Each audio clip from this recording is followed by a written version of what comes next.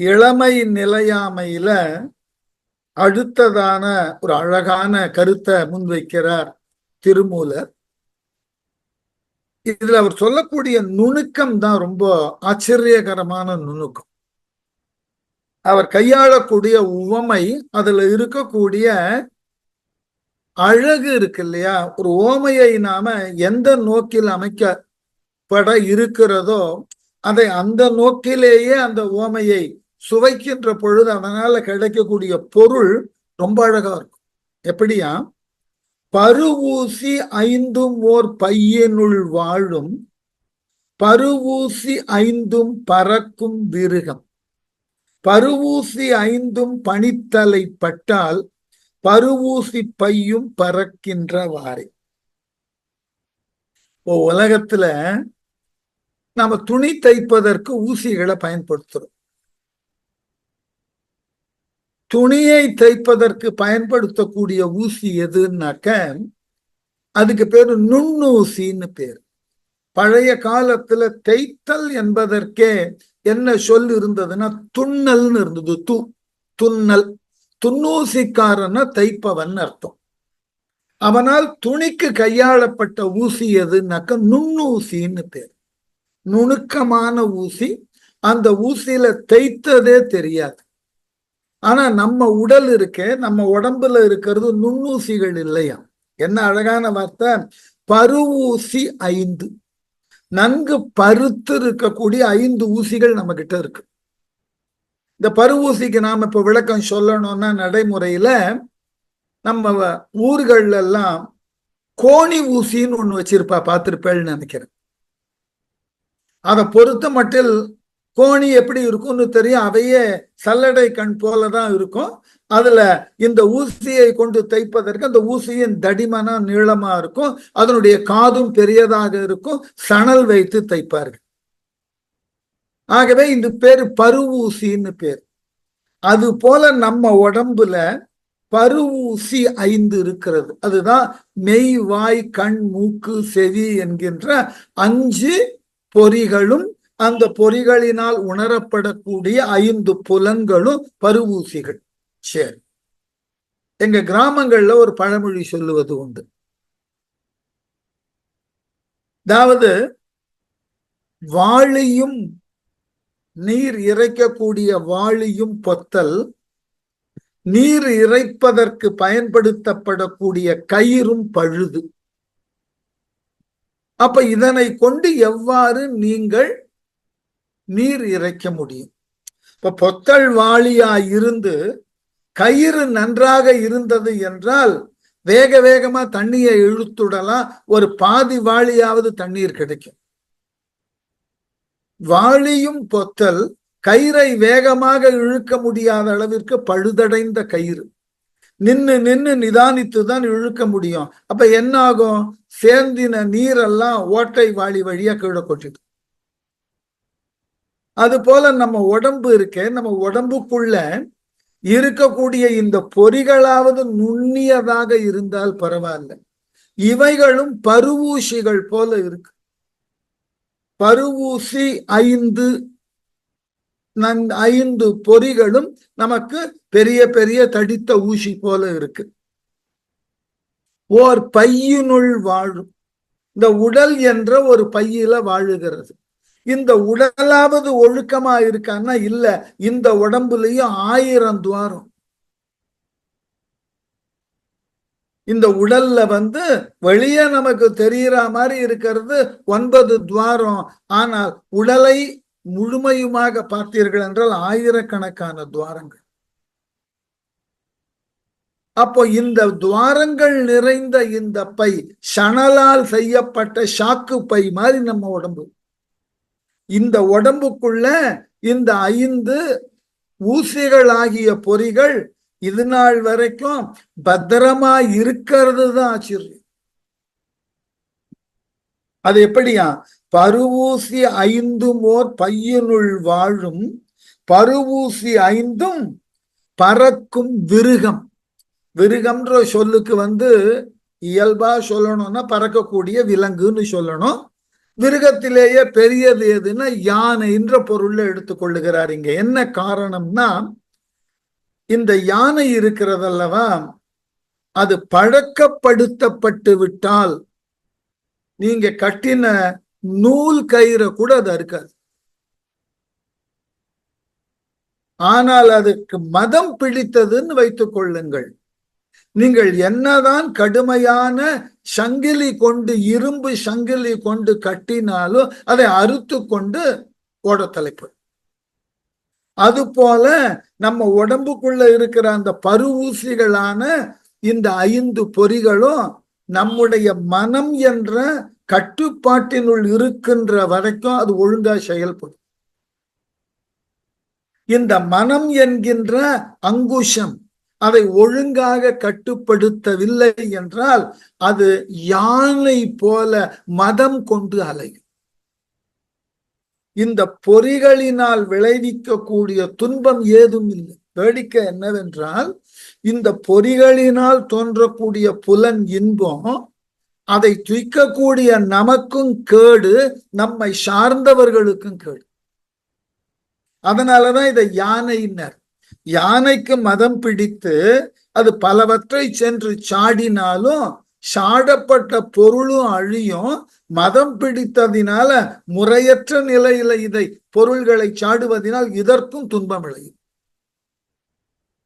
ஆகவே நம்முடைய பொறிகளினால் தூண்டப்படக்கூடிய புலன்கள் கட்டுக்கடங்காத மத யானை போல செயல்பட்டால் நமக்கும் துன்பம், நாம் இவைகளை கொண்டு எதனை நுகருகின்றோமோ அவைகளுக்கும் துன்பம். ஆகவே பருவூசி 5 பறக்கும் விருகம். ரொம்ப அழகான விஷயம். அதாவது விருகம்னா ஓடணும், இது பறக்கும், நம்முடைய கட்டுப்பாட்டினை மீறி பறக்கும். அப்படிப்பட்ட கொடிய மிருகம் இந்த 5 ஊசிகளாக இருக்கக்கூடிய பருத்த ஊசிகளான பொறிகள்.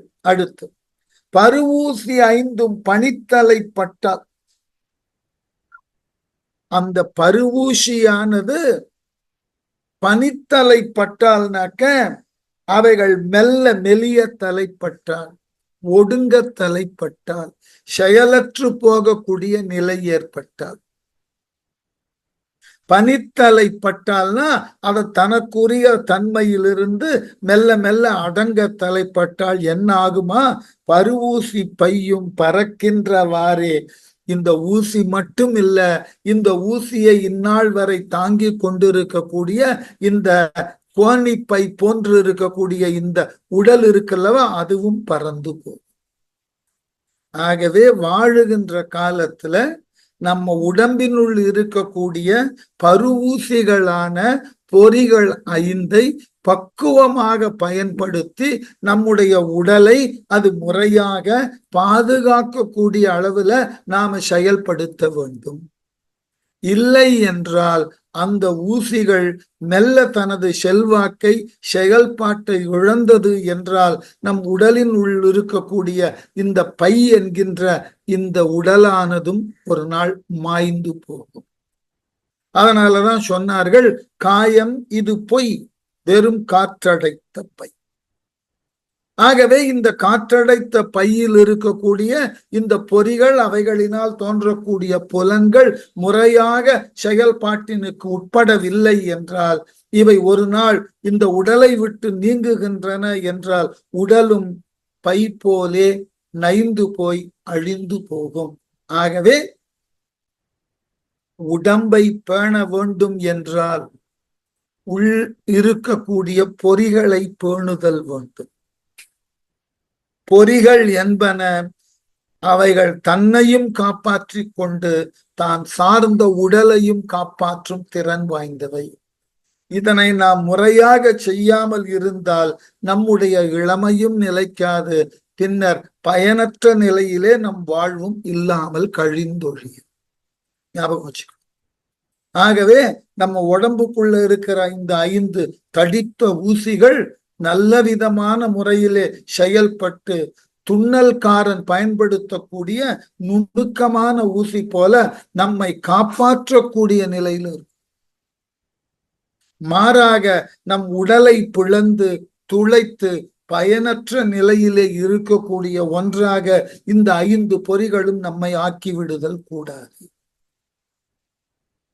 அடுத்து ரொம்ப அழகான இன்னொரு மேற்கோள். கண்ணனும் காய் கதிரோனும் உலகினை உள் நின்று அளக்கின்றது ஒன்றும் அறிகிலார். விண்ணுறுவாரையும் வினையுறுவாரையும் 830 ஈர்ந்து ஒழிந்தாரே. எப்படி எவ்வளவு அழகான விளக்கம் பாருங்க. கண்ணனும், கண்ணன்னா திருமால். திருமால் ஒரு காலத்துல இந்த உலகை அளந்தான் அல்லவா? கண்ணனும் காய் கதிரோனும், ஒரு காலத்துல திருமால் இந்த உலகத்தை அளந்தான். தினமும் சூரியன் இந்த உலகை அளந்து கொண்டிருக்கிறான். காலையில தோன்றி பகலெல்லாம் சுற்றி இந்த உலகை அளந்து கொண்டிருக்கிறான். அப்படிப்பட்ட இந்த உலகினை உள் நின்று அளக்கின்றது ஒன்றும் அறிகிறார். இந்த சூரியனும் நாராயணனும் இந்த உலகத்தின் ஊடாக நின்று இந்த உலகத்தை அளந்து கொண்டிருக்கிறார்கள் என்பதை தெரியல. இருவரும் தங்கள் தோற்றத்தினை காட்டி காட்டி நான் தினமும் இந்த உலகை அளக்கிறேன்னு சொல்லிக் கொண்டிருக்கிறார்கள்.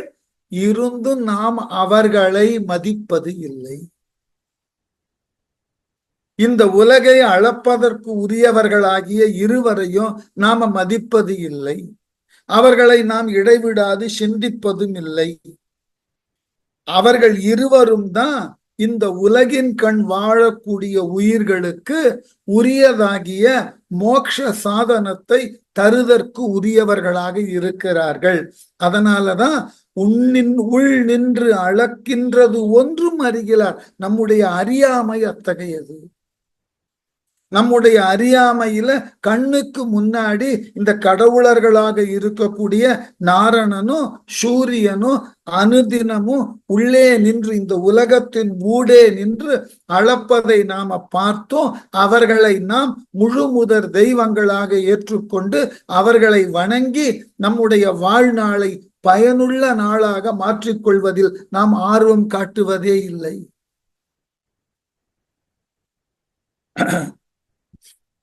ஏனென்றால் அவன் காத்தல் கடவுள் இல்லையா நாரணன். ஆகவே உயிர்கள் பிறக்கக்கூடிய இடங்களிலெல்லாம் சென்று காத்தலுக்கு அவ்விடங்களை தன்னுள் அளந்து வைத்திருக்க. ஏன் திருமால் ஓரடியால் இந்த உலகை அளந்தான் யாருக்கான தெரியும்? மாபலியினிடம் பெற்ற வரத்திற்கா? இல்ல. காத்தல் என்கின்ற தொழில் செய்யக்கூடிய ஒரு கடவுள் இந்த உலகிலே தான் யாரையெல்லாம் காக்க வேண்டும் என்பதை அறிந்து கொள்ள இந்த உலகம் முழுவதையும் தன் அடியின் கீழ் கொண்டு வந்து விடுகிறான். அதுதான் முக்கியம். நமக்கு ஒரு காவல் பொறுப்பு கொடுக்கப்பட்டால் என்ன செய்வோம்? நாம் யாரையெல்லாம் காக்க வேண்டுமோ அவர்களை எல்லாம் நம்முடைய கண் பார்வையின் கீழாக கொண்டு வந்து வைப்போம்.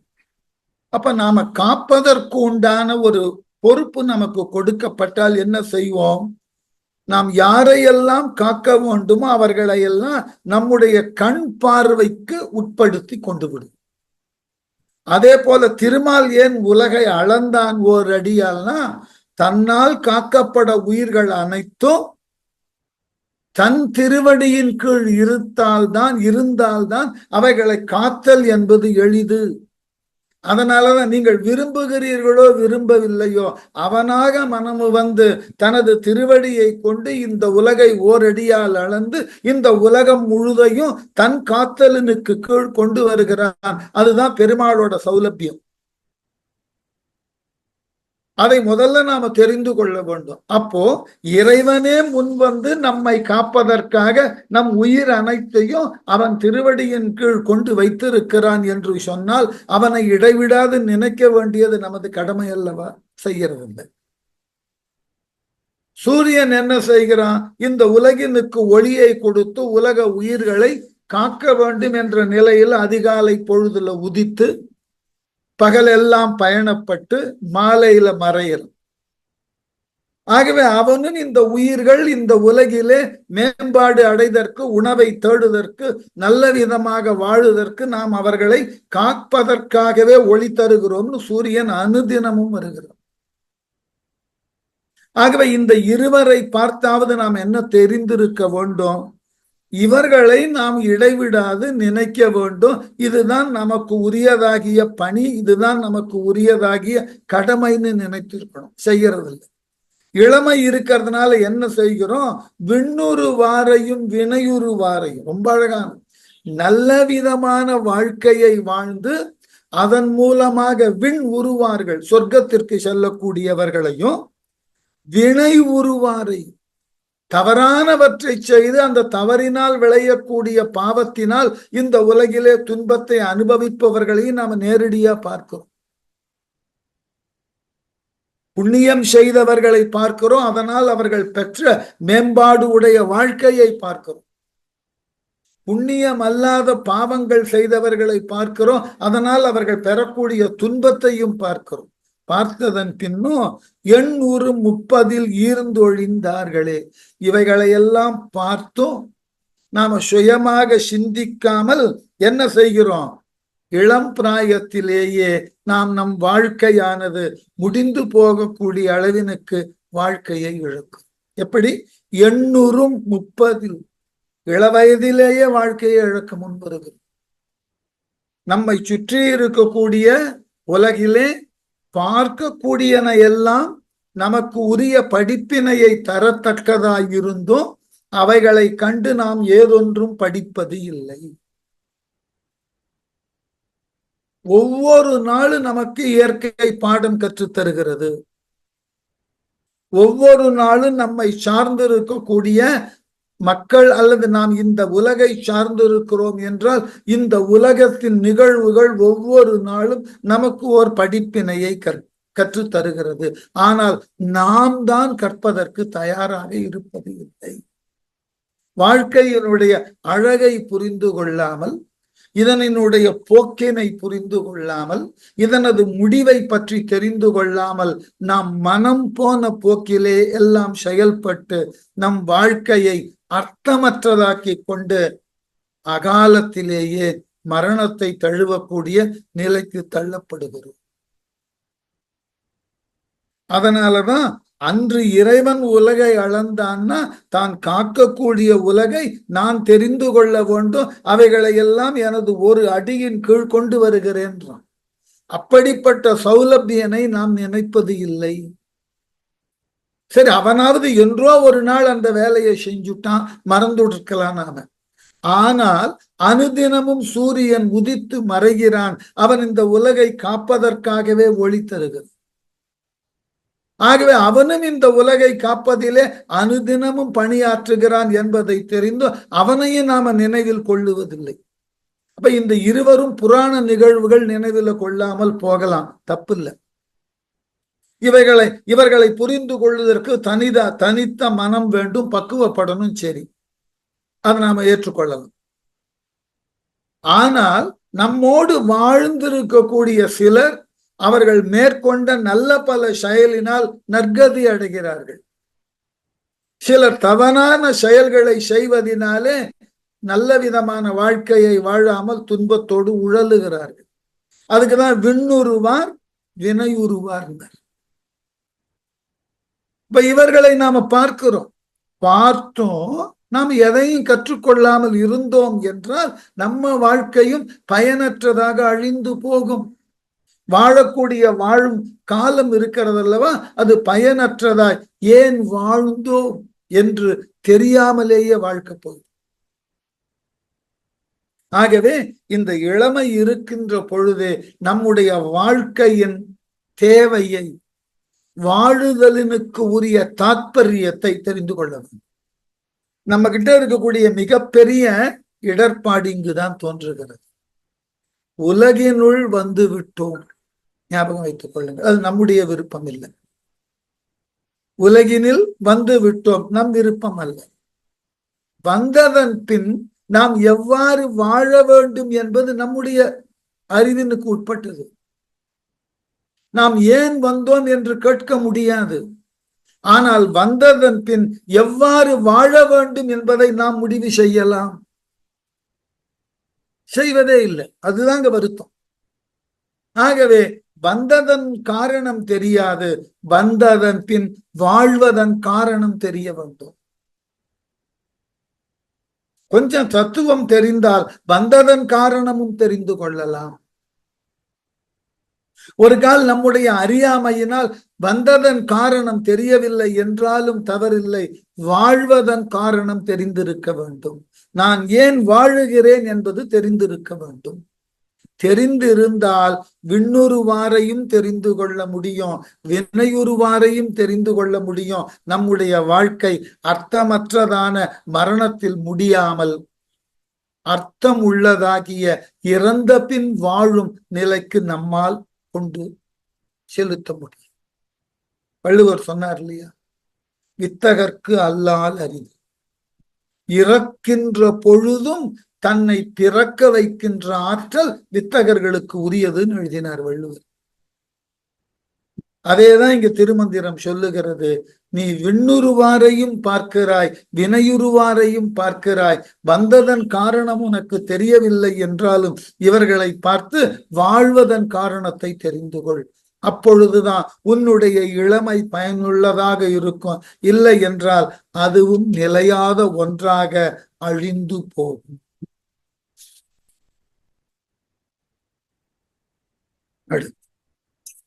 இந்த பாட்டுக்கு நிறைய புராணங்கள் சொல்லலாம். போன படிச்சோம் இல்லையா, விண்ணுருவாரையும் வினையுருவாரைன்றதற்கு இந்த பாட்டை மாத்திரம் 4 வரிய அழகான ஒரு பரத கலையில சஞ்சாரியாக செய்யணும்னா விண்ணுருவார்னு எடுத்துக்கொண்டால் இளமையிலேயே நல் ஞானம் பெற்று விண்ணடைந்தவர்கள். உதாரணமா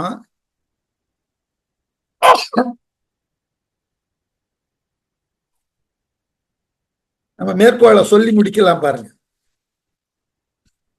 உதாரணமாக நம்முடைய வரலாறுகள்ல பல பேரை மிக இளம் பிராயத்திலேயே நாம் இழந்திருக்கிறோம். சான்றாக பாரதி, ஆதிசங்கரர்.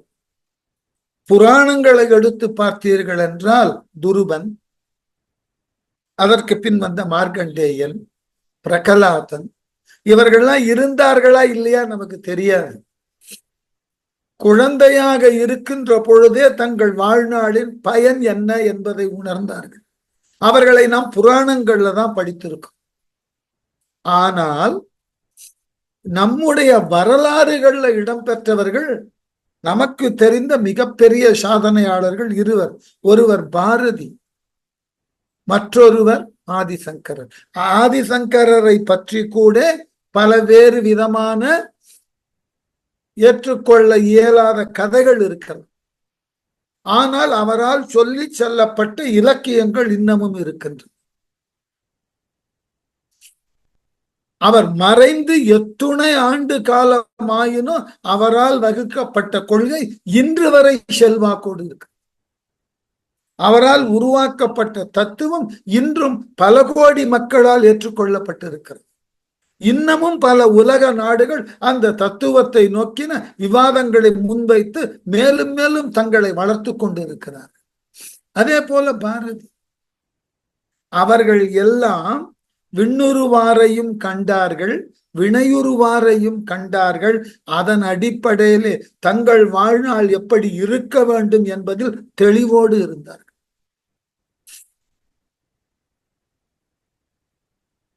அந்த தெளிவுதான் அவர்கள் வாழ்ந்ததன் பின்னும், இளமையிலேயே அவர்கள் மறைந்ததன் பின்னும் அவர்களால் விட்டு செல்லப்பட்டதை நாம் இன்னமும் வேதம் போல் பாவித்துக் கொண்டிருக்கிறோம். இது பெரிய விஷயம். நீங்கள் உங்களை உணருதல். தர்மபுர ஆதீனத்துல இருந்த ஒரு குருமகா சன்னிதானம், அவர் பெயர் குரு ஞான சம்பந்தர்னு பேர். திருஞான சம்பந்தர்ல குரு ஞான சம்பந்தர் ரொம்ப அழகா எழுதினார். நீ உன்னை உணருதல் என்பதுதான் உனக்கு நிறைவு. என்னை அறிவு என்றான், என்னுள் எழும் ஆனந்தம் தன்னை சிவம் என்றான். எப்ப ஆனந்தம் ஏற்படும்? நம்முள் உண்டான அறிவை கொண்டு நாம் இந்த உலகினுக்கு எவ்வாறு செயல்பட போகிறோம் என்பதை நாம் உணர்ந்து அதன் வழி நின்றோம் என்றால் அது ஆனந்தம்.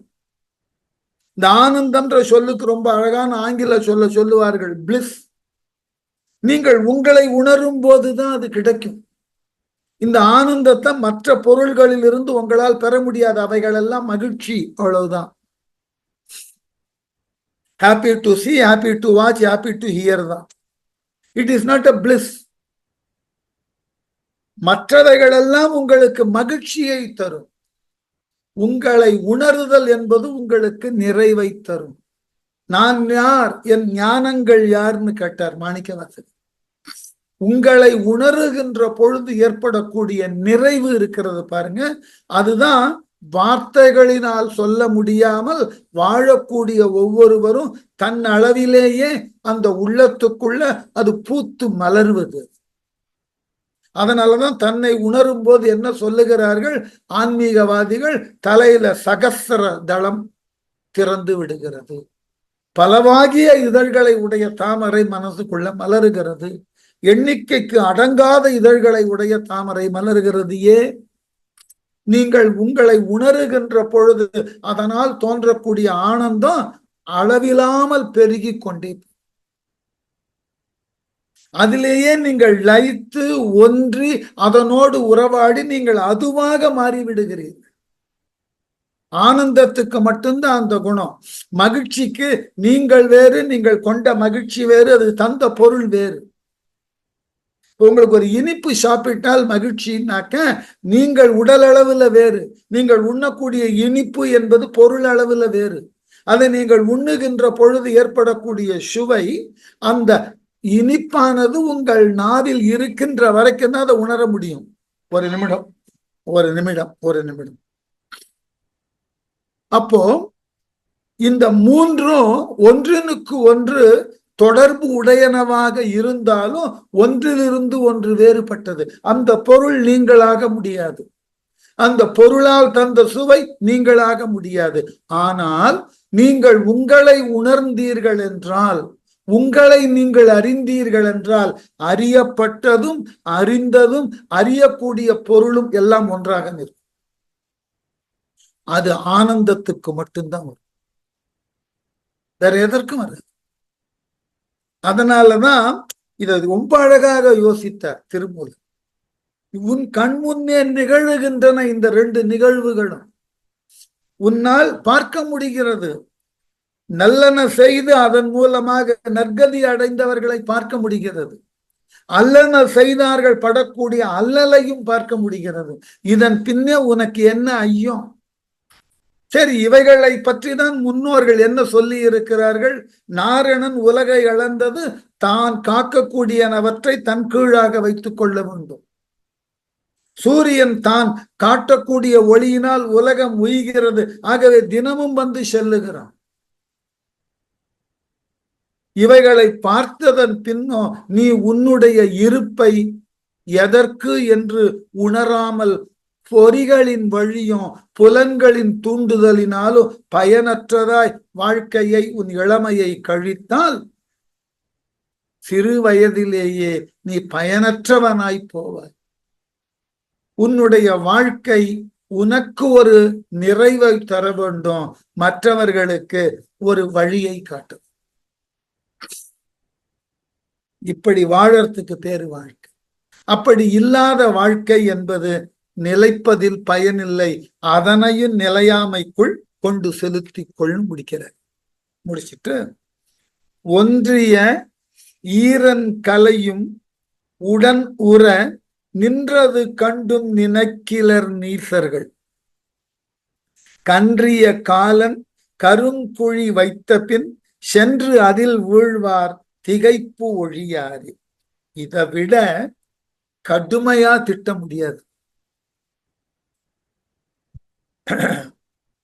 நாம தினம் பார்க்கிறோம், இன்று பௌர்ணமி இல்லையா?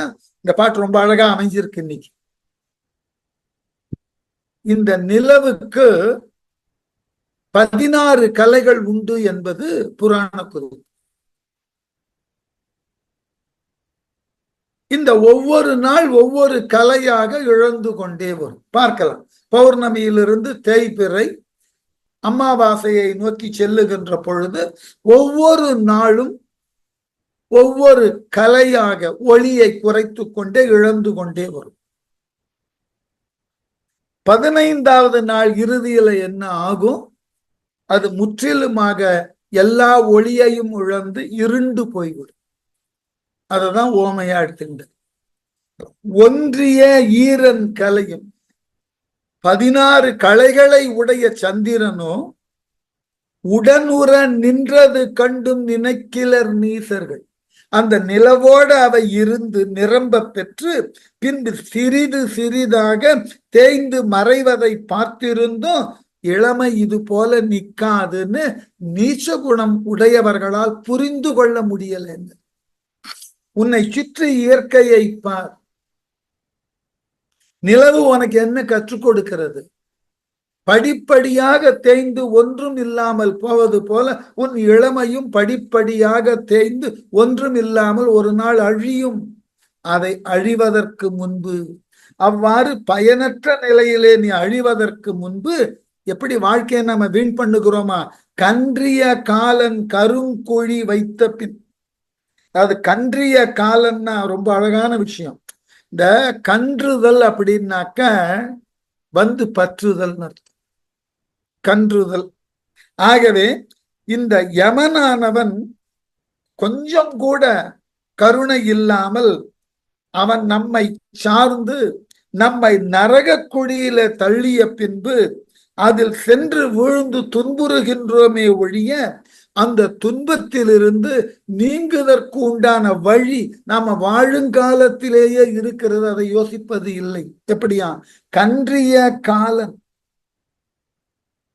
நம்மை கருணையே இல்லாமல் வந்து பற்றக்கூடிய யமன் கருங்குழி வைத்த பின். கருங்குழினா இருட்குழி, மண்ணுல புதைக்கிறதுக்கு வரோம் நம்ம உடலை.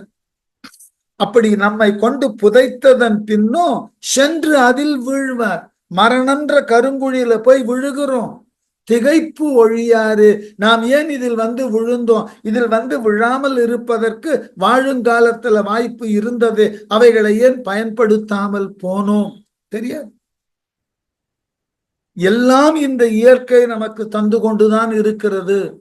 நம்மை நாம் முறையாக பாதுகாக்க, நம்மை நாம் முறையாக நம் வாழ்க்கை பயணத்தை நன்கு நடத்த எல்லாம் இயற்கை கற்றுத் தருகிறது. என்றாகிலும் இயற்கை கற்று தந்த பாடத்தை நாம் கற்றது உண்டா? கிடையாது. நீங்க பிறந்ததிலிருந்து பாருங்கள், இயற்கைக்கு முரணானவற்றையே செய்து நாம வாழ பழகியிருக்கோம். ஆச்சரியமான விஷயம். எதுவும் இயற்கை. இப்ப நான் சொல்லுவதனால நான் ரொம்ப பெரிய இயற்கையோடு இயைந்த வாழுகிறேன்லாம் நானும் சொல்ல தயாரல்ல. நானும் எல்லா தவறுகளையும் தெரிந்தேதான் செய்து கொண்டு இருக்கிறேன். மாற்ற முடியல. இயற்கையோடு இயைந்து வாழ முடியுமான முடியும். ஆனால் நம்மால் முடிவது இல்லை.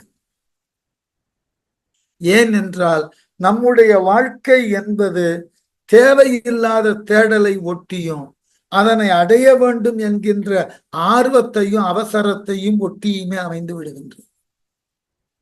நம்ம வாழ்க்கையில எதையுமே நிதானமாக பார்ப்பதே இல்லை. இன்றைய உலகில நிதானமாக பார்த்தால் அவனை உடனே எல்லோரும் ஏமாளின்னு சொல்ல ஆரம்பிச்சு. ஏதொன்றிலும் அவன் ஈடுபாடு காட்டாமல் அவன் ஏமாந்தவனாக இருக்கிறான். ஆகவே அவனால் பயன் இல்லைன்னு சொல்றோம். ஆனா உண்மையிலே அவன்தான் சரியான. இந்த உலக வாழ்க்கையை நாம் நிதானமான நிலையில் பார்ப்பதே இல்லை. நாம உண்ணக்கூடிய உணவுல கூட இப்ப என்ன ஆயிற்று? விரைவு உணவெல்லாம் வந்து விட்டது. Fast food. யோசித்து பாருங்களேன். நாம கொஞ்சம் சிலதெல்லாம் வேறு விதமாக யோசிக்க தயாராகவே இல்லை. படிப்பை நாம என்னவாறு எடுத்துக்கொள்ளுகிறோம்? 5ஆம் வகுப்புல 1ஆம் வகுப்பு. படிப்படியாக ஒவ்வொரு வயதில் ஒவ்வொரு வகுப்பாகத்தான் நாம முறையாக கற்கிறோம். ஏனென்றால் அப்பொழுதுதான் கற்றது நமக்கு புரியும். அப்ப நாம் அறிவினை பெறுவதற்கும் அந்த அறிவினால் பக்குவப்படுவதற்கும் ஒரு வரைமுறை இருக்குன்னு தெரியும். அந்த வரைமுறையை மாற்றி செயல்படுத்தினால் நம்மால் அறிவை கொள்ள முடியாதுன்னு தெரிஞ்சிருக்கும். அதே போலதானே இயற்கை ஒவ்வொன்றினையும் பக்குவப்படுத்துவதற்கு ஒரு வழிமுறையை தருகிறது. அந்த வழிமுறையை நம்ம பின்பற்றினோமா? கிடையாது, கிடையவே கிடையாது. இப்ப உதாரணம், ஒவ்வொரு காயும் நம்மால் உண்ணப்படக்கூடிய ஒவ்வொரு தானியமும் அது பக்குவப்பட்டு வெந்து உணவாக மாறுவதற்கு உரிய காலம் நிதானமா தேவை என்று இயற்கை கற்றுக் கொடுக்கிறது. ஆனால் நாம என்ன செய்யறோம்? எல்லாவற்றையும் ஒரு அழுத்தத்தினுள் வைத்து அதை எளிதில் வேக வைக்கிறோம், பல நோயை வரவழைக்கிறோம். அடிப்படை அதுதான். இயற்கை நமக்கு எல்லாவற்றையும் கற்றுத்தருகிறது. மனிதன் அவைகளுக்கு நேர் எதிரான நிலையிலே செயல்பட்டு தன் வாழ்வை இழக்கிறான். அதுதான் இந்த கன்றிய காலன் கருங்குழி வைத்த பின் சென்று அதில் வீழ்வார். இவனா வாலண்டியரா போய் விழுந்தவன் என்ன நினைக்கிறான்? அதான் அழகான வார்த்தை கடைசியில போட்டார், திகைப்பு ஒழியாரு. நாம் எப்படி இதுல விழுந்தோம் என்று ஆச்சரியப்பட்டு திகைத்து நிற்கிறான். நீ விழுந்ததற்கு நீயே காரணம்னு அவனுக்கு தெரியறது இல்லை. நம்மால் அனுபவிக்கக்கூடிய அனைத்து துன்பங்களுக்கும் நாமே காரணம்னு நாம தெரிந்து கொள்வதில்லை. துன்பச் சூழல் வந்ததற்கு பிறகு ஐயோ எனக்கு இப்படி துன்பம் வந்ததே ஏன் என்று திகைக்கிறோம். ஆனால் சற்று சிந்தித்து பார்த்தால் இந்த சூழலை உருவாக்கியதே நாம தான். நம்மிடம் இருக்கக்கூடிய அறியாமைன்றது அளவினுக்கெல்லாம் உட்பட்டதே கிடையாது. அதீதமான அறியாமை நமக்கு. இந்த அறியாமையை போக்குவதற்கு யாரேனும் அறிவுரை சொல்ல முன்வந்தாலேயே அதையும் நாம ஏத்துக்க மாட்டோம். ஏன் என்றால் அறியாமையிலேயே உழன்று அந்த அறியாமையினாலேயே பெறக்கூடிய வாழ்வியல் முறைகளிலே உள்ள துன்பங்களை நுகர்ந்து அறியாமலேயே சவக்குழியில் விழுந்து அதன் பயனாக அடுத்து எழக்கூடிய பிறவியிலும் தவறான நிலையிலேயே வாழ்க்கையை அமைத்துக் கொள்ளக்கூடிய நிலையில இந்த சுழற்சியிலிருந்து நாம வெளியே வர தயாரா இல்லை. இததான் திருமூலர் வருந்துகிறார். அது இருட்டு குழி என்று தெரிந்து அதன் உள்ளே போய் விழுவதோடு மட்டுமில்லாமல் நான் இங்கு எவ்வாறு வந்தேன் என்று திகைப்பதினால் என்ன பயன்? இந்த திகைப்பினை நீ மாற்ற வேண்டும்னா முதல்ல கொஞ்சம் சிந்தித்து பார்த்திருக்க வேண்டும். நமக்கு உரியதாகிய இந்த முடிவை நாம் எவ்வாறாகிலும் மாற்ற முடியுமா என்று சிந்தித்து பார்க்க வேண்டும். நம்மால் அது முடிவதே இல்லை. அதனாலதான் இந்த யமனால் உருவாக்கப்பட்ட அந்த இருட்குழியில ஒவ்வொரு முறையும் பிறந்து பிறந்து விழுகிறோம். பயனில்லாத வாழ்க்கை தான். இளமையை அர்த்தம் உள்ளதாக மாற்றிக் கொள்ளுவது இல்லை சொல்லிட்டு இறுதியா சொன்னார். ரொம்ப அழகான பாட்டு. எய்திய நாளில் இளமை கழியாமை, எய்திய நாளில் இசையினால் எத்துமின், எய்திய நாளில் எரிவது அறியாமல், எய்திய நாளில் இருந்து கண்டேன். தன்னையே ஒரு மேற்கோளை காமிச்சிட்டார். எப்படியா? எய்திய நாளில் உங்களுக்கு என்று கொடுக்கப்பட்ட நாள், அதுல ஒரு நாள் இல்ல, ஒரு நொடியை உங்களால கூட்ட முடியாது. உங்களுக்கு இதுதான் வாழ்நாள் வகுக்கப்பட்டு விட்டது. எய்திய நாளில் இளமை கழியாமை. இந்த இளமையானது அந்த குறிப்பிட்ட காலத்துலதான் இருக்கும். அதன் பிறகு அந்த இளமை உங்களை விட்டு விலகும் என்பதை நீங்கள் தெரிந்து செயல்படும். எய்திய நாளில் இசையினால் ஏத்துமே. ஆகவே வாழக்கூடிய நாட்கள்ல நீங்கள் என்றென்றும் மகிழ்வோடு இறைவனை ஏத்துங்கள், இசையினால் ஏத்துங்கள், அவனோடு இசைந்து ஏத்துங்கள், அவனோடு உங்கள் வாழ்க்கையை பொருத்தி கொண்டு அவனை பாராட்டுங்கள். ஏனென்றால் எய்திய நாளில் எரிவது அறியாமல், உங்களுக்கு உண்டான வாழ்நாளிலே நீங்கள் பெற்ற துன்பங்கள் அதன் காரணங்களை அறியாமல் எய்திய நாளில் இருந்து கண்டேனே, இதனை நான் என் வாழ்நாளிலே பன்முறை கண்டிருப்பதினால் நான் மௌனமாக இருந்து இந்த ஞானத்தை பெற்றேன். நான் எனக்கு உரிய வாழ்நாளிலே நான் இதனை ஆய்ந்து கண்டறிந்திருக்கிறேன். ஆகவேதான் எனக்கு கொடுக்கப்பட்ட நாள் 3000 ஆண்டுகள் இருந்ததாக சொல்லுகிறார்கள். அந்த நாள்ல 3000 ஆண்டுகள் இருக்க போகிறேன் என்பதற்காக நான் எந்த ஒரு தவறான வழிபாதைக்கும் போகல.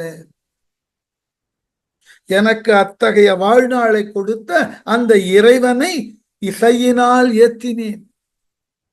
அப்படி ஏற்றியதினால் என் வாழ்நாளின் அர்த்தத்தை, நான் ஏன் வாழுகிறேன் என்கின்ற என் வாழ்நாளினுடைய பொருட்தன்மையை நான் இருந்து கண்டேன். அதுதான் முக்கியம்.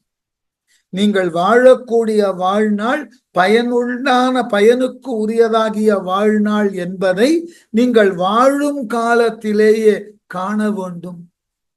அப்பதான் வாழ்க்கையை வாழ்ந்ததன் நிறைவு கிடைக்கும். ஆகவே இளமை என்பதை முழுமையுமாக இவ்வாறு பயன்படுத்தி கொண்டீர்கள் என்றால் உங்கள் இளமை என்பது நின்றதாக பொருள். இவைகளுக்கு மாறாக நீங்கள் செயல்பட்டீர்கள் என்றால் இளமை நிலைக்காமலேயே போய்விட்டது என்று பொருள். இப்போ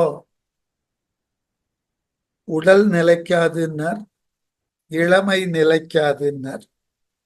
இந்த உடலும் இளமையும் எதனால் இயக்கப்படுகிறதுன்னா உயிர் தானே. அப்ப இந்த உயிர் நிலைக்காதுன்றத தனியா சொல்லணுமானா சொல்லணும். ஒரு கேள்வி வந்துடும். உடல் நிலைக்காதுன்னு சொல்லிட்டு போயிட்டார், யாக்கை நிலையாதுன்ட்டார். இந்த யாக்கையோடு தொடர்புடைய இளமையும் நிலைக்காதுன்னார். இப்ப இது ரெண்டும் நிலைக்காதுன்னா இந்த உடலுக்குள் இருக்கக்கூடிய உயிரும் நிலைக்காதுன்னு தானே பொருள். அதுக்கு புது இலக்கணம் சொல்ல வேண்டாம் இல்லையா? யோசிச்சு பாருங்க. ஆனா இவர் புது இலக்கணம் சொன்னார், இந்த உயிரும் நிலைக்காது. ஏன் அப்படி பிரிச்சாருன்னா,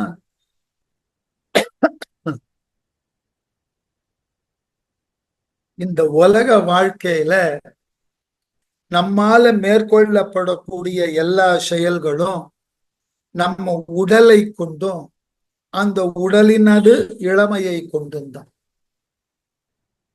இந்த இரண்டனையும் இயக்கக்கூடியது உயிர் என்றாலும் உலக வாழ்க்கையில நாம நேரடியாக அனுபவிப்பது இந்த யாக்கையின் துணை கொண்டுதான்.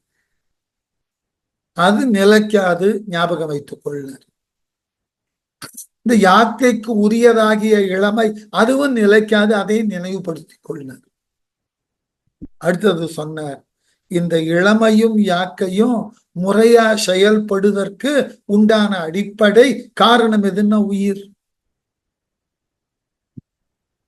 இந்த உயிரினால் யாக்கை செயல்படுகிறது, இந்த உயிரினால் யாக்கையினது இளமை செயல்படுகிறது. ஆகவே உயிர் நிலைக்க வேண்டும்னா இந்த யாக்கையையும் அதன் கண் உள்ள இளமையையும் முறையாக செயல்படுத்தினா என்ன ஆகும்? உயிர் நிலைக்கும். யோசித்து பாருங்கள். நாம ஒரு பொருளை ஒரு கலத்துக்குள்ள வச்சிருக்கோம், ஒரு பாத்திரத்துக்குள்ள வச்சிருக்கோம். அந்த பாத்திரத்துக்குள்ள வச்சிருக்கிற பொருள் பாதுகாப்பாக இருக்கணும்னா நீங்க வைத்திருக்கக்கூடிய பாத்திரம் பாதுகாப்பானதா இருக்கும். பழுதுடைய பாத்திரமாக அது இருந்ததுன்னா உங்களால் பாதுகாக்கப்படக்கூடிய அந்த பொருளும் அழிந்து போகும். வள்ளுவர் ஒரு இடத்துல சொல்ற, வினை தூய்மைன்ற அதிகாரத்துல ரொம்ப அழகா அந்த தத்துவத்தோட பொருத்திக்கிறதுக்கு, வாழுங்காலத்துல யோக்கியமான செயலை செய்து வாழ்ந்தால் உன் வாழ்க்கையும் பயனுள்ளதாக இருக்கும், உன்னால செய்யப்பட்ட செயலும் பிறரால் மதிக்கக்கூடியதா இருக்கும். தப்பான வழிமுறையில வாழ்ந்தால் எது போல உன் வாழ்க்கை இருக்கும்ன்றதுக்கு ஒரு அழகான மேற்கோள் வள்ளுவர் கொடுத்தார். சலத்தால் பொருள் செய்தே மார்த்தல் பசுமட்கலத்து நீர் பெய்து இரியற்று. சலம்னா கீழ்மைன்னு அர்த்தம், தப்பான வழின்னு அர்த்தம். தப்பான வழியில பொருளை நீங்கள் சேர்த்து என்னதான் அதை பாதுகாப்பாக வைத்தாலும் அது எது போலன்னா பச்சை மண்ணில செய்த பாத்திரத்துல நீரை தேக்கி வைத்தது போல. என்னாகும்? சுடாத மண்பானையில நீரை தேக்கி வச்சேன்னா அந்த நீரானது ஊறி ஊறி பானை கரையும். பானை மட்டும் கரையாது, அதன் உள்ளிருந்த நீரும் வீணா வெளியே போயிடும். அது போல இந்த உடலை நீங்கள் அறிவினால் முழுமையாக நன்கு பயன்படுத்தவில்லை என்றால் இந்த உடலினால் பேணப்படும் இளமையும் போகும், இந்த உடலினுள் இருக்கக்கூடிய உயிரும் போகும். ஆகவேதான் மன்னிக்கணும், திருமூல வேற ஒரு இடத்துல சொன்னார், உடம்பால் அழியின் உயிரால் அழிவர். இந்த உடம்புதான் நமக்கு அடிப்படை, அதை முறையாக பாதுகாத்துக்கொள். அந்த உடலை முறையாக, மரணம்ன்றது வரும், தவிர்க்க முடியாது, அது வருகின்ற வரைக்கும் இந்த உடலை நீ முறையாக பேண வேண்டும். அதனது இளமையை முறையாக பயன்படுத்த வேண்டும். அப்பொழுதுதான் இந்த உடலினுள் இருக்கக்கூடிய உயிர் மரியாதையா இருக்கும். பாட்டு படி பாருங்க.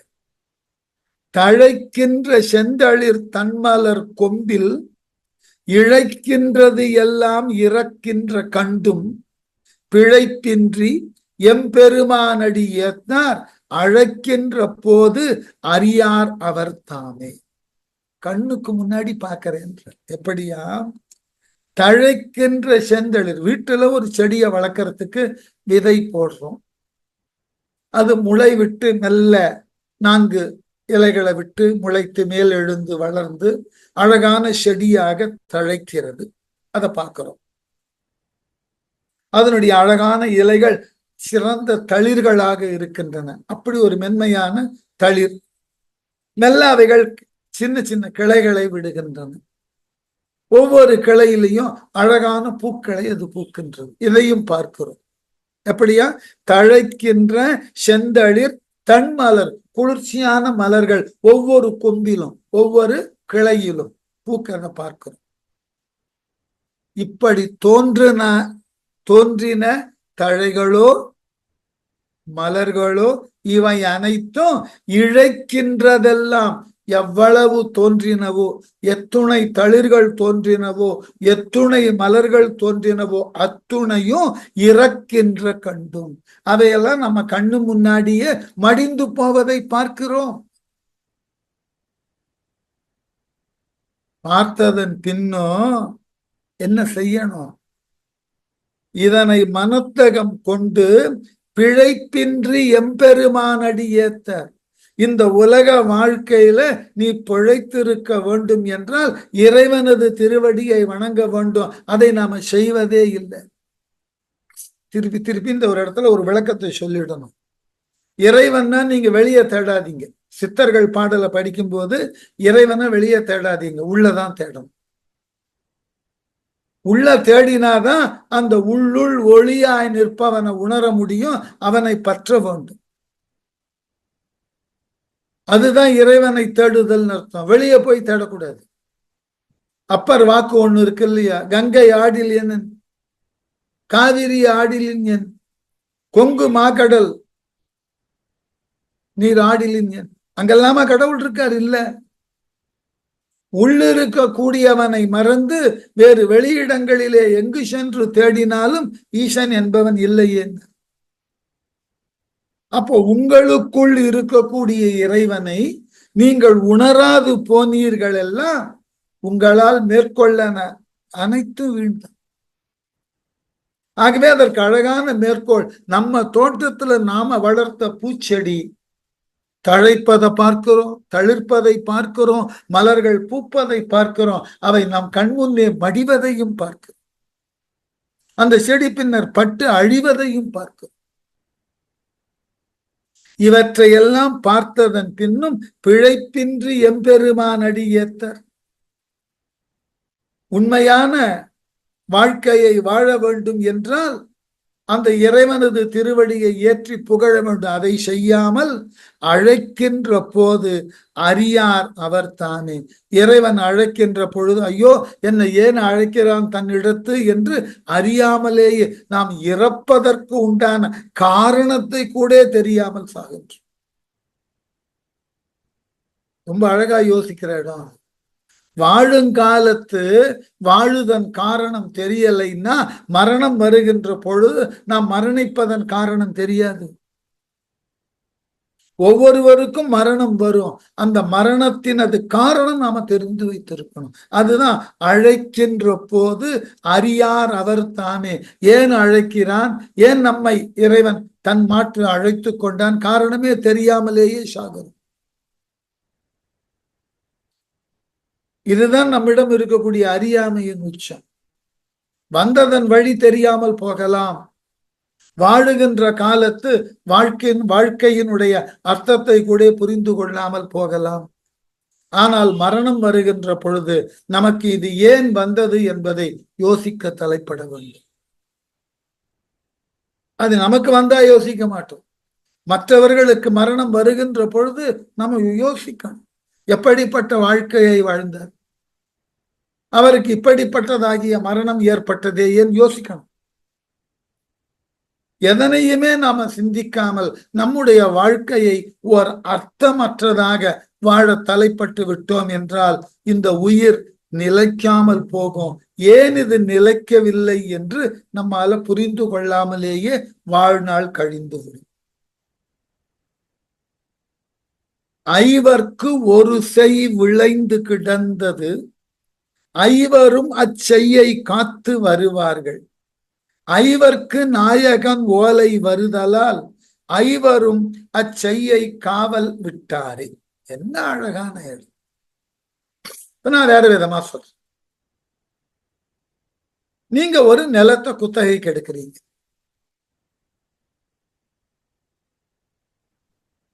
உங்களுக்கு ஒரு எஜமானன் இருக்கார். அந்த எஜமானன் கிட்ட போயிட்டு இந்த நிலத்தை நான் குத்தகைக்கு எடுக்கிறேன் கொடுக்கிறார் எஜமானன். அந்த நிலத்தை முறையாக நீங்கள் பண்படுத்தி கண்டு முதல் செய்து பயிர் விளைவித்து வாழுகிறீர்கள். ஒரு நாள் அந்த நிலத்திற்கு சொந்தக்காரர் வந்து நீங்கள் இதுகாரும் பார்த்தது போதும், ஆகவே அந்த நிலத்தை நீங்கள் விட்டுவிடுங்கள்னு சொல்லி உங்களை வெளியே அனுப்பிச்சிட்டாருன்னா உங்கள் நிலை என்ன? போய் கேட்க முடியுமா இந்த குத்தகை முதலாளி கிட்ட?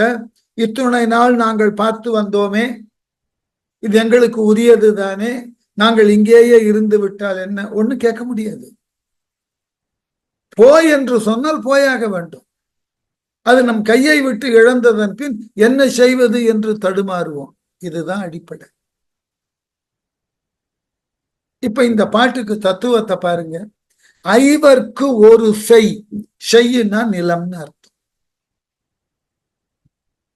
ஐவர்னா நம்ம உடம்புல இருக்கக்கூடிய 5 பொறிகள். இந்த 5 பொறிகளும் சேர்ந்து உடல் என்கின்ற நிலத்துல உயிர் என்கின்ற பயிரை வளர்த்து கொண்டு இருக்கிறோம். ஐவர்க்கு ஒரு செய் விளைந்து கிடந்தது. இந்த உடல் என்ற நிலத்தை கொண்டு உயிர் என்ற பயிரை இந்த 5 பொறிகளும் விளைவித்து காத்து வந்தது. ஐவரும் அச்செய்யை காத்து வருவார்கள். இந்த 5 பொறிகளும் அதனால் உருவான புலன்களும் இந்த நிலத்தை பாதுகாத்து உள்ள இருக்கிற உயிரை ரொம்ப அநியாயமா பாதுகாத்து வருகிறார். உடம்புக்குள்ள இருக்கக்கூடிய உயிர் இருக்க, இது 5 விதமான கோஷங்களினால் கட்டப்பட்டது. முதல்ல அன்னமய கோஷம், மனோன்மய கோஷம், விஞ்ஞானமய கோஷம், அப்படியே போனீங்கன்னாக்க கடைசியில் ஆனந்தமய கோஷம். இந்த கோஷம்னு சொன்னாலே கொத்து கொத்தா இருக்கிறதுக்கு பேர் கோஷம்னு பேர். நம்ம உயிரை இவைகள் கட்டி கொண்டு இருக்கின்றன. இப்படி 5 விரல அப்படி ஒன்னா சேர்த்தீங்கன்னா நடுவுல தீபம் இருக்கிறது போல இருக்கும். இந்த ஐவரும் அச்செய்யை காத்து வருவார்கள். இந்த ஐவருமாக இந்த நிலத்தை காத்து வருகிறார்கள். ஒரு நாள் அந்த நிலத்தை கொடுத்தவன் இருக்கான் இல்லையா, அவன் ஐவர்க்கு நாயகன், இந்த 5 பொறிகளுக்கும் தலைவனாக இருக்கிறவன் ஓலை வருதலால் நீங்கள் போகலாம்னு ஒரு ஓலையை கொடுத்துட்டான்னு வச்சுக்கங்க. ஐவரும் அச்செய்யை காவல் விட்டாரே, இந்த ஐவரும் இந்த உடம்பை விட்டுட்டு வெளியே போயிடுவார். இவ்வளவுதான் வாழ்க்கை. இந்த ஐவரும் இந்த உடலை விட்டு வெளியே சென்று விடுவார்கள், உயிரும் போயிடும். ஆகவே நம்மை காவலுக்கு வைத்தவன் இறைவன். ஆகவே நாம நிரந்தரமாக இந்த உயிரை காத்து கிடப்பதற்கு உண்டான முயற்சியில இறங்கணும்னா காவலுக்கு வைத்தவனாகிய இறைவன் நமக்கு முதலாளி. அவன்கிட்ட பணிவா அவனை பணிந்து நடந்து அவனிடம் வணங்கி வாழ்ந்தால் என்று விமோசனம் கிடையாது. இதை புரிந்து கொள்ளும். நம்முடைய புலன்களினாலோ பொறிகளினாலோ நமக்கு நேரடியான பலன்கள் ஏதொன்றும் இல்லை. அப்படி இருந்தாலும் அவைகள் எல்லாம் நிரந்தரமற்றவை, எல்லாம் டெம்பரவரி தான். எதுவுமே நிரந்தரமாக இருக்காது. ஏதாயிலும் ஒன்றை நீங்கள் நிரந்தரமாக பெற வேண்டும் என்றால் எவன் எல்லா காலத்தும் நிரந்தரமாய் இருக்கிறானோ அவன் கிட்டதான் போய் நீங்க கேட்க முடியும். உதாரணம், ஒரு ஊருக்குள்ள புதியதாக வருகிறீர்கள். நீங்கள் ஒரு குறிப்பிட்ட முகவரியை தேடி வருகிறீர்கள். அந்த முகவரியை தேடுவதற்கு உண்டான முயற்சியில இறங்குகின்ற பொழுது வழியில எதிர்பட்டோரிடமெல்லாம் கேட்கிறீர்கள். அதுல எல்லோரும் பதில் சொல்லுவார், நாங்களெல்லாம் கூட இந்த ஊருக்கு புதியதுதான். இந்த ஊர்ல தொன்று தொட்டு பன்னெடுங்காலமா ஒருத்தர் இருந்து வருகிறார். நீங்க அவற்றை போய் கேட்டீங்கன்னா அந்த இடத்திற்கு எவ்வாறு செல்ல வேண்டும் என்றெல்லாம் தெளிவா உங்களுக்கு சொல்லி தருவார். அவர் வீடு அங்க இருக்குன்னு காட்டுவார்கள். இது போல இந்த உலகம் என்ற ஊருக்குள்ள நாம வந்துட்டோம். மோட்சம் என்கின்ற எல்லையை தேடுவதற்கு நாம முயலுகிறோம். வழியில எதிர்பட்ட நம்மை போன்ற உயிர்கள்ட்ட கேட்கிறோம், இந்த மோட்சம்ன்ற வீட்டுக்கு எப்படி போறது, வீடுனாலே மோட்சம்தான், வீட்டுக்கு எப்படி போறதுன்னு கேட்கிறோம். வர்றவர்களை நீங்கள் யாரையெல்லாம் சந்தித்தீர்கள் அவர்கள் சொல்லுகிறார்கள், நானும் உங்களை போல இந்த ஊருக்கு நீ இப்ப வந்திருக்க, நாங்க கொஞ்ச நாள் ஆச்சு, எங்களுக்கு முழுசா தெரியாது. இந்த மோட்சம் என்கின்ற வீட்டை தரத்தக்க தெரிந்த ஒருவன் அங்க இருக்கான், அவன் தான் கடவுள், அவனை தான் காமிக்கிறார். நீ அங்க போ, அவன்கிட்ட கேளு, அவன் தெளிவா விளக்கம் சொல்லு. நாம் என்ன செய்கிறோம், எங்கு தேட வேண்டுமோ, யாரை கேட்க வேண்டுமோ அந்த இடத்திற்கு தேடாமலும் அவனை கேட்காமலும் நம்ம பொறி சொன்ன வழிகளில் எல்லாம் போய் நம்மை போன்று இருக்கக்கூடிய அசடர்களையுமே நாம் வழியை கேட்டு வழியை காணாது வாழ்க்கையை முடித்து கொண்டு மீண்டும் பிறக்கிறோம், மீண்டும் தேட ஆரம்பிக்கிறோம். இது ஒரு சுழற்சி. என்ன ஒரு முட்டாள்தனமான வாழ்க்கை. அதனால நீங்கள் முதலில் என்ன செய்யணும்னா இந்த ஐவரின் துணை கொண்டு காக்கக்கூடிய இந்த நிலத்தை நாம முறையாக காத்து முறையாக செயல்படுவதற்கு நாம மேற்கொள்ள வேண்டிய விஷயம் உரிய தலைவனாகிய இறைவனது திருவடியை மட்டுமே சார்ந்து வாழ கற்றுக்கொள்ளுதல் வேண்டும். சரியா? நாளை தொடர்ந்து.